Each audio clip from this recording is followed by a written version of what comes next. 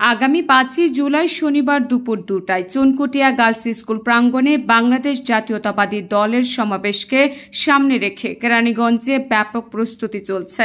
এই সমাবেশ সফল করার লক্ষ্যে আজ আগানগর ইউনিয়ন বিএনপির সহসভাপতি মোহাম্মদ রফিকুল ইসলাম রফিকের উদ্যোগে লিফলেট বিতরণ ও গণসংযোগ কর্মসূচি পালিত হয়েছে।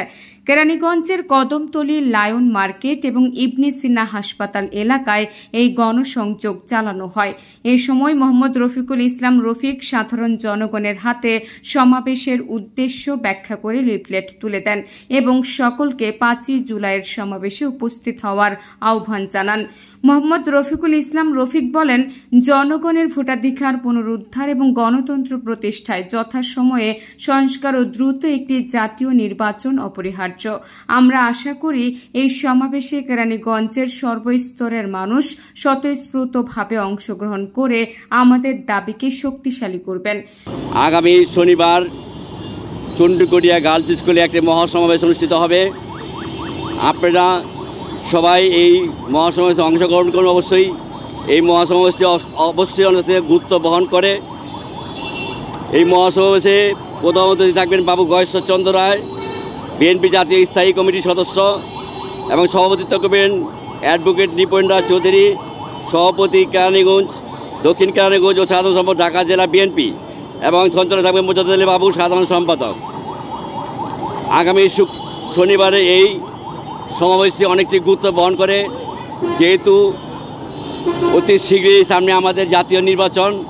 আমাদের জাতির ভাগ্য নির্ধারণ করবে 5টি বছরের জন্য। আপনাদের চিন্তা ভাবনার জন্য যাতে একটি দক্ষ ব্যক্তি যাতে আপনার এমপি হিসাবে পাঠাতে পারেন, আপনারা সেই দিক দিয়ে আপনারা মান নির্ণয় করবেন। আপনারা অবশ্যই সেই সমাবেশে অংশগ্রহণ করে তার যে দিক নির্দেশনা বাবু গয়েশ্বরচন্দ্র রায় কী বলে আপনারা শুনবেন, এবং আমাদের যে তারেক জিয়া যে 31 দফা দিয়েছে, এই 31 দফার মধ্যে যে আপনাদের যে বর্তমান ছাত্র সমন্বয়করা যে কথা বলতেছে, যে সংস্কারের কথা, এই সংস্কার সে আন্দোলনের আগে এই 13ই জুলাই তিনি ঘোষণা করেছে 31 দফা। কাজেই আপনারা এই 31 দফাগুলি পড়ে দেখবেন যে এই কাঠামোগুলি কি দেশের জন্য কি মঙ্গল বয়ে আসবে কি না।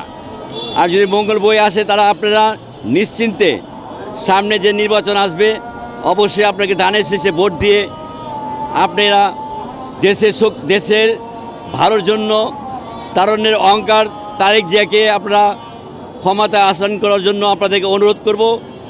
আপনারা একটু ভেবেচিন্তে দেখবেন। তারেক জিয়া হলো একটি মডেল। বর্তমানে সে জিয়াউর রহমানের অনুসারী হিসাবে সে আবির্ভূত হয়েছে।